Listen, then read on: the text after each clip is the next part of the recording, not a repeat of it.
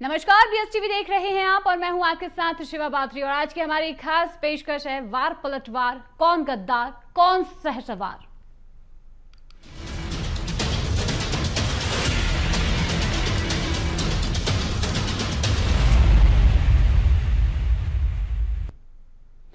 भोपाल के नाम बदलने की सियासत ने एक बार फिर से जोर पकड़ लिया है। हमीदिया अस्पताल, स्कूल और कॉलेज का नाम अब बदला जाएगा। नवाब हमीदुल्लाह खान के नाम से हमीदिया अस्पताल और स्कूल कॉलेज के नाम बदलने का प्रस्ताव नगर निगम परिषद की बैठक में पास हो गया। अब इस पर अंतिम निर्णय शासन को लेना है। वहीं नवाब हमीदुल्लाह खान को गद्दार कहने और नाम बदलने के प्रस्ताव के पास होते ही सियासत गर्मा चुकी है। कांग्रेस विधायक आरिफ मसूद ने पलटवार करते हुए कहा है कि नवाब हमीदुल्लाह खान का इतिहास शायद इनको अभी पता नहीं है। एहसान फरामोशी कोई नगर निगम परिषद से सीखे।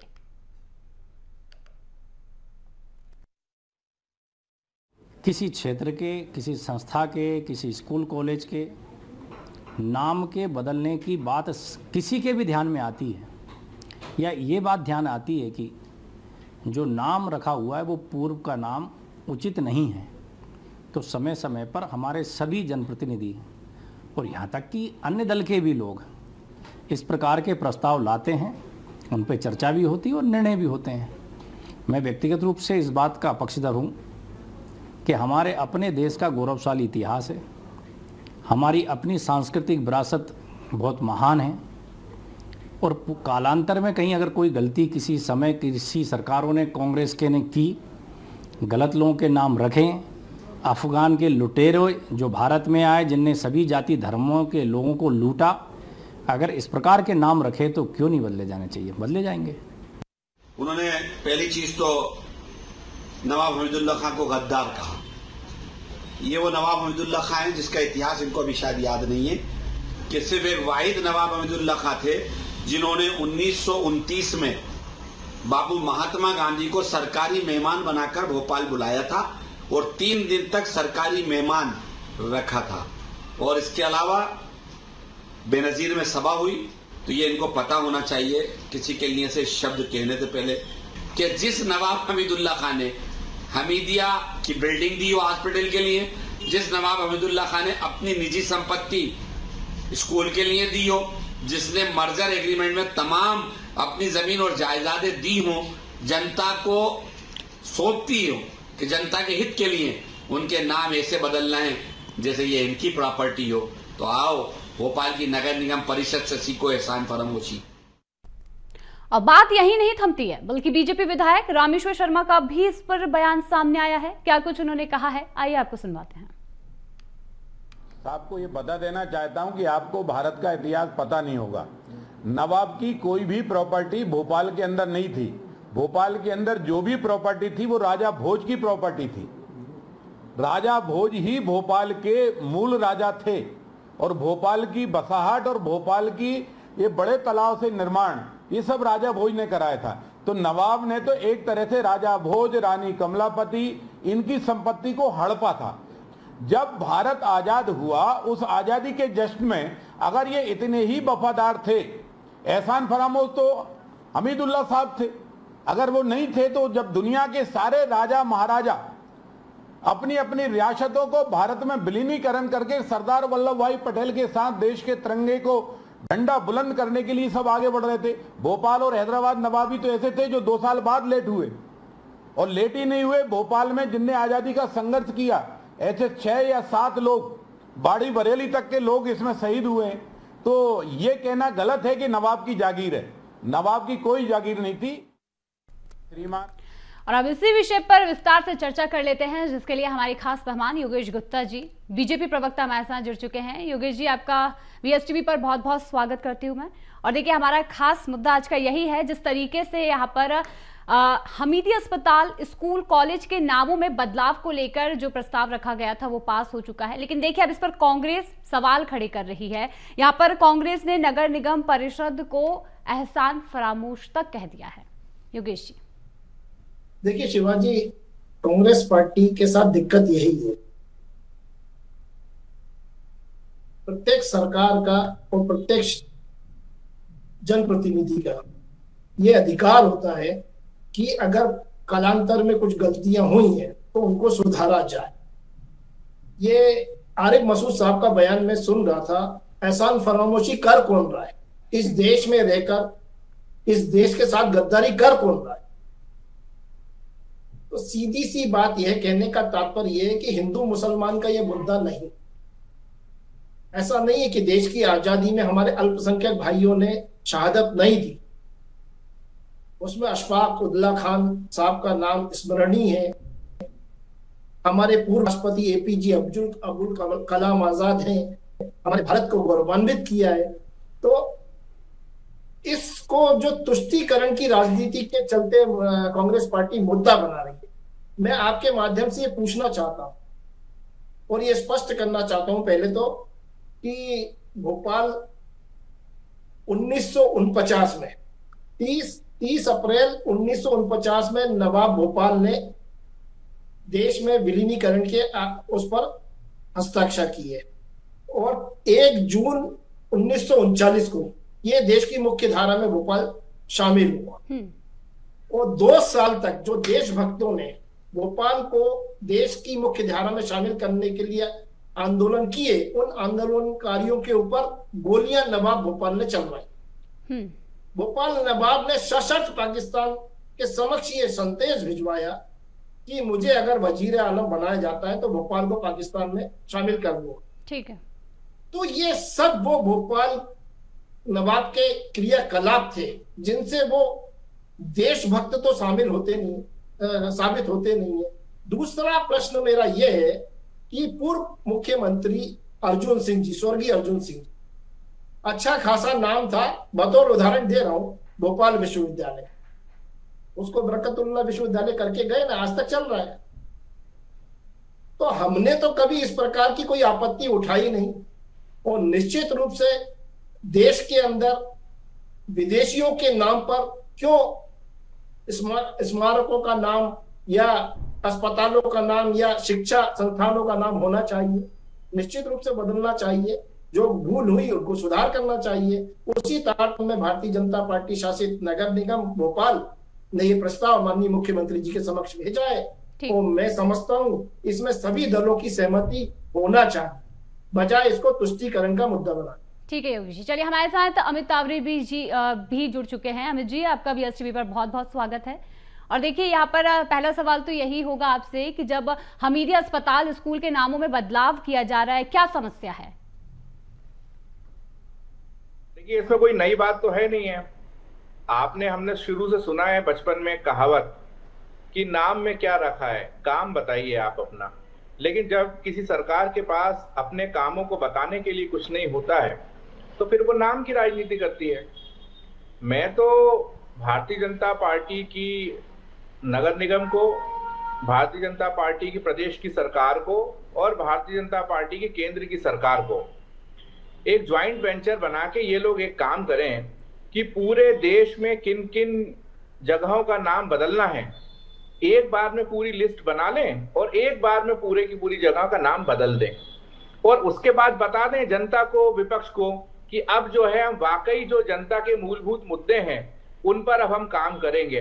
बड़े दुर्भाग्य की बात है ये कि इतना ज्यादा टैक्स वसूलने वाली भारतीय जनता पार्टी की नगर निगम कई ऐसी समस्याएं, कई जगह पानी की समस्याएं, सफाई की समस्याएं हैं। अभी जब पानी गिर रहा है, लोगों के घरों में पानी घुस रहा है और कई जगह ऐसी स्थितियां देखने को मिल रही हैं कि रोडों पर कचरा डाला हुआ है। तो वो जगह को दुरुस्त करने की बजाय लोगों को वास्तव में उसका जो कमाई का जो पैसा है, जो टैक्स के रूप में नगर निगम और भारतीय जनता पार्टी की सरकार लेती है, उस पर काम करने की बजाय इन सब बातों पे बहस करना, ये भारतीय जनता पार्टी की आदत बन गई है। चाहे वो नगर निगम की बात हो, चाहे प्रदेश की सरकार की बात हो, चाहे केंद्र की सरकार की बात हो। मैं तो सिर्फ इतना कहना चाहूंगा कि भारतीय जनता पार्टी को केंद्र में 10 साल हो गए हैं, प्रदेश में लगभग 15 महीने हटा दें तो 20 साल से ज्यादा हो चुके हैं, नगर निगम में भी लंबा वक्त हो चुका है। भैया, आप ये नाम बदलने की राजनीति तो अपनी जगह है, काम कब करोगे ये बताना चाहिए भारतीय जनता पार्टी की, नगर निगम को भी, प्रदेश की सरकार को भी और केंद्र की सरकार को भी। बिल्कुल योगेश जी, देखिए अमित जी यहाँ पर साफ ये कह रहे हैं कि जिस तरीके से यहाँ पर नाम बदलने की राजनीति बीजेपी कर रही है, और देखिए इतना ही नहीं बल्कि कुछ समस्याएं भी यहाँ पर अमित जी ने गिनवा दी है। योगेश जी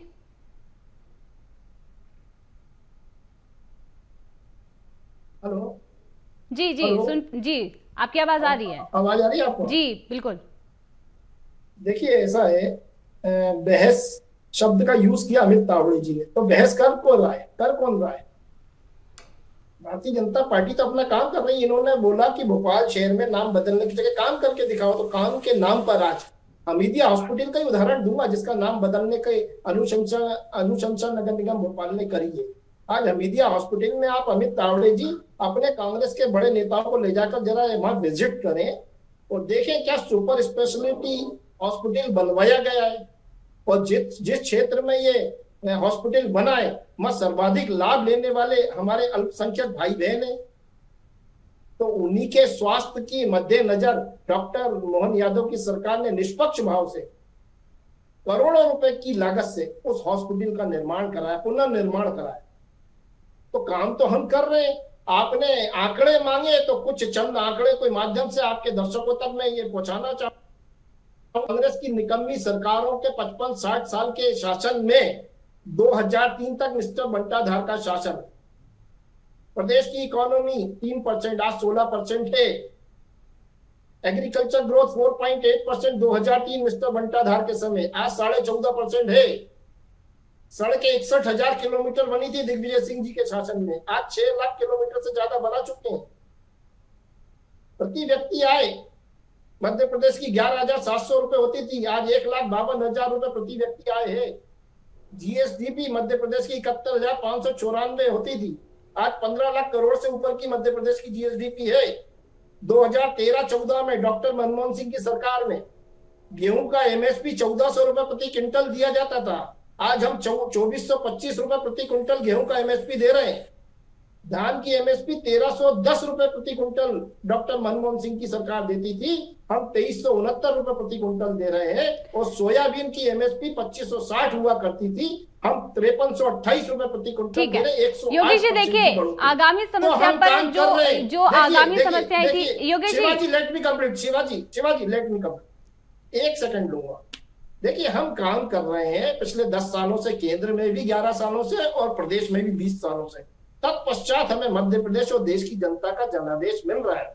हम चैनलों पर बैठकर झूठ नहीं बोलते। अमित तावड़े जी अभी कुछ ही दिन हुए हैं भोपाल को स्वच्छता श्रेणी में पूरे देश में नंबर 2 का स्थान मिला, राजधानी में प्रथम आई है हमारी भोपाल, और आप यहाँ बैठकर झूठ बोल रहे हैं कि ये नहीं हो रहा, वो नहीं हो रहा, और साफ सफाई की योगेश जी देखिए चाप चौकन व्यवस्था बिल्कुल सही बता रहे हैं आप। ठीक है योगेश जी, हमारा जो आज का 2 से 3 दिन पुरानी बात है, थोड़ा सा तो स्मरण रखिए अपनी।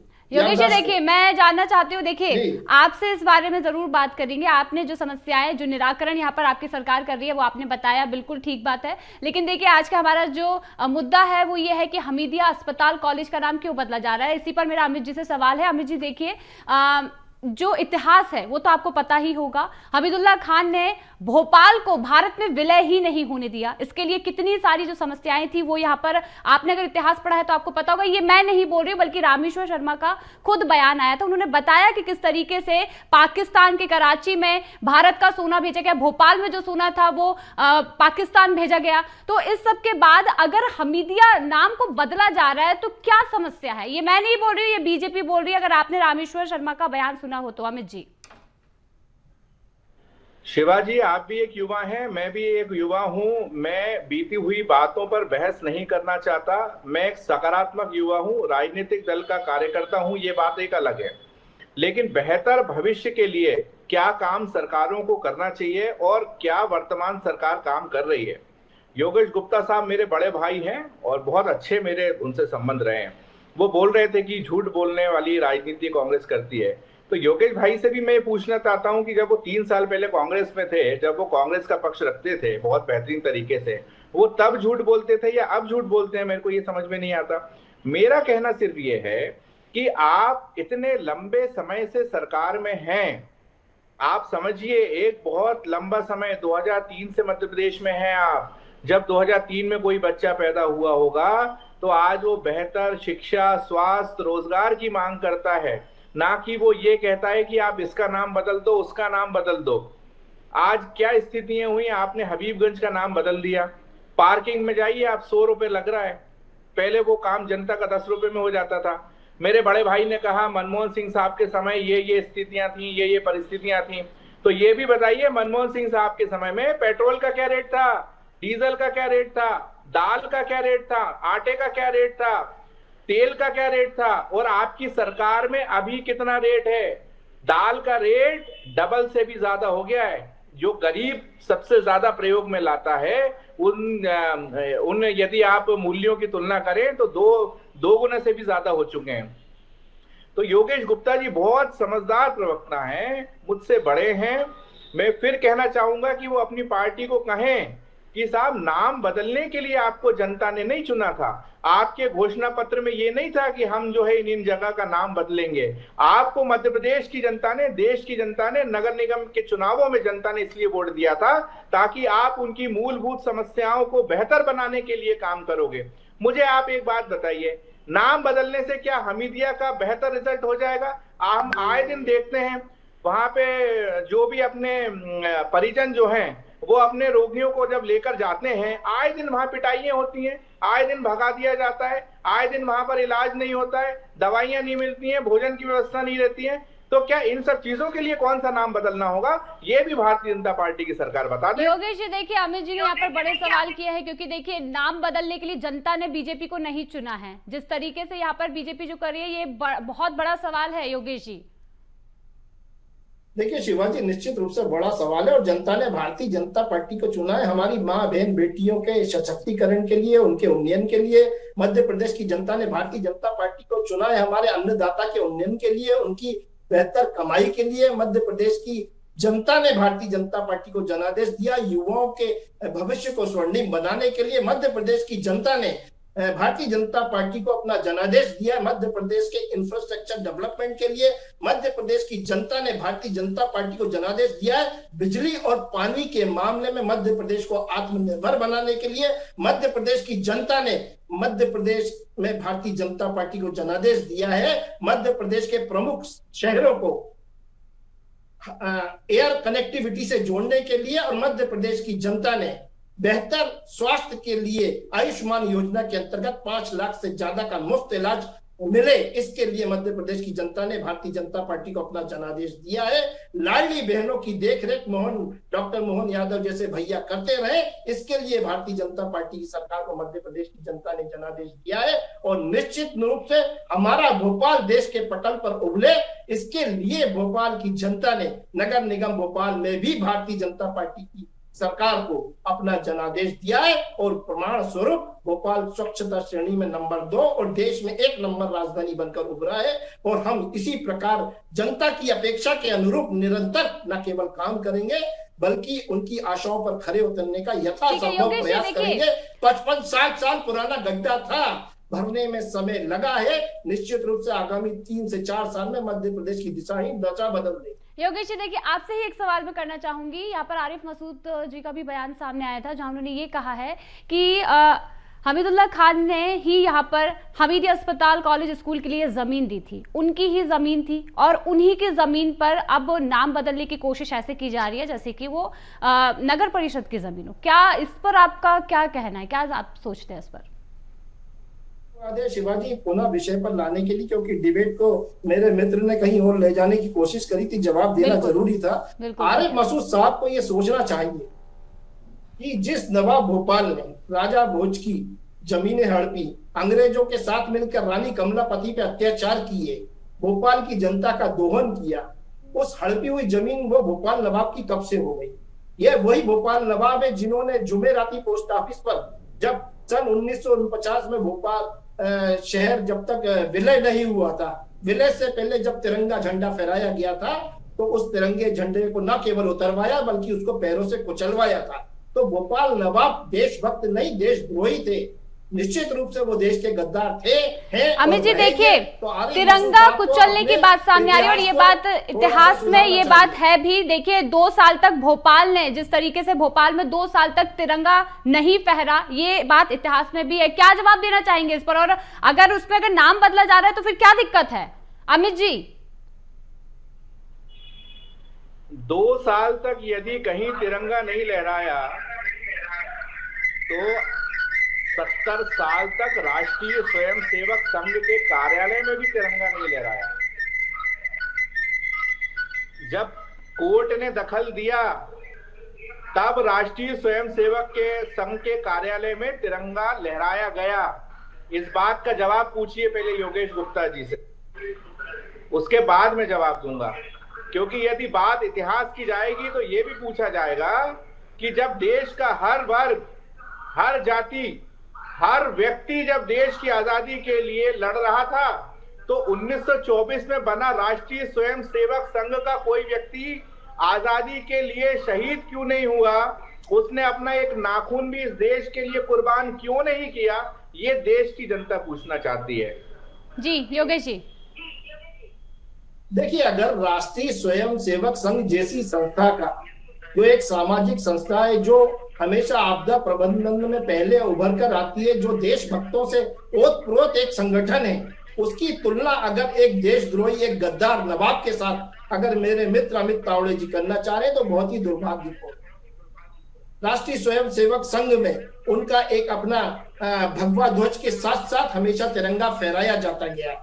आप हमेशा गलत जानकारी कोट करने की कोशिश ठीक उसी प्रकार करते हैं जिस प्रकार कांग्रेस की पूर्ववर्ती सरकारों ने देश की आजादी की लड़ाई में राष्ट्रीय स्वयंसेवक संघ के योगदान को न केवल दरकिनार किया बल्कि राष्ट्रीय स्वयंसेवक संघ से जुड़े हुए योद्धाओं को इतिहास के काले पन्ने में दफन करने की कोशिश करी, जिसको माननीय मोदी जी के नेतृत्व में पुनः उभर कर और देश और युवाओं के समक्ष लाया जा रहा है। शीघ्र अतिशीघ्र आपकी भी ये गलतफहमी दूर हो जाएगी और मध्य प्रदेश और देश की जनता ये भली भांति समझ चुकी है। ठीक है अमित जी, बताइए आप, अमित जी जवाब देना चाहते हैं। लूटने वाले गद्दारों को हमें इतिहास में पढ़ाया गया।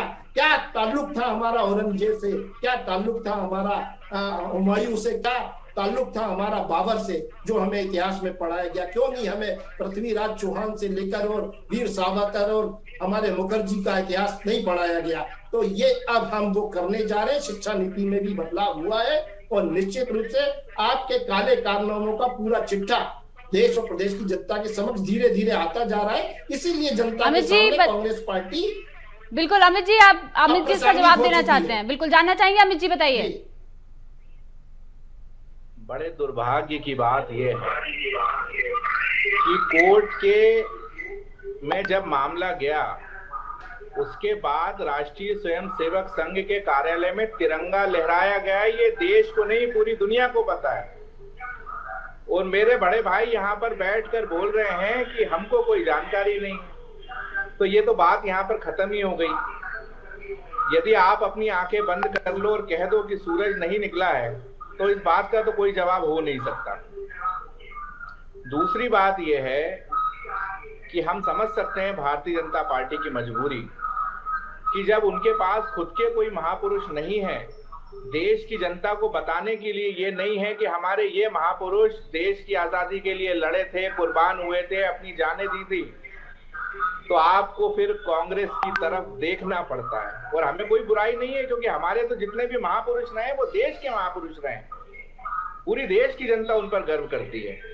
और ये इतिहास की क्या बात करते हैं, ये इतिहास तो पूरी दुनिया में पता है। अमित जी, लेकिन एक छोटा सा सवाल है, जब अंग्रेजों ने देसी सियासत को यहाँ पर छूट दी थी कि वे भारत में जाना चाहते हैं, पाकिस्तान में भोपाल के पास भी ये एक बहुत अच्छा मौका था, लेकिन भोपाल में यहाँ पर हमीदुल्ला खान ने ऐसा नहीं किया।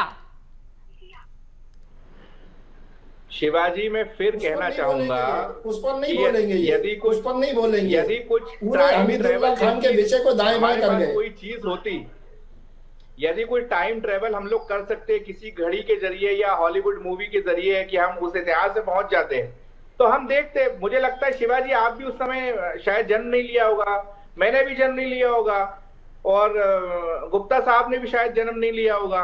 तो यदि गुप्ता जी के पास कोई टाइम ट्रेवल वाली मशीन हो तो हम देख लेते हैं वहां जाकर कि क्या हुआ था और क्या नहीं हुआ था। ठीक है अमित जी, लेकिन देखिए इतिहास सभी जानते हैं यहाँ पर, भले जन्म नहीं लिया हो लेकिन इतिहास सभी को पता है, आपको पता है, मुझे पता है, योगेश जी को पता है। उसके बाद अगर नाम में बदलाव हो रहा है तो इसमें क्या समस्या है, यही एक सवाल था। लेकिन फिलहाल देखना होगा कि अब जब इसके बाद इसे लेकर जो यहाँ पर प्रस्ताव अगर पास होता है तो क्या कुछ सियासत और बढ़ती है। फिलहाल हमारे साथ बनने के लिए योगेश जी और अमित जी, आप दोनों का बहुत बहुत धन्यवाद।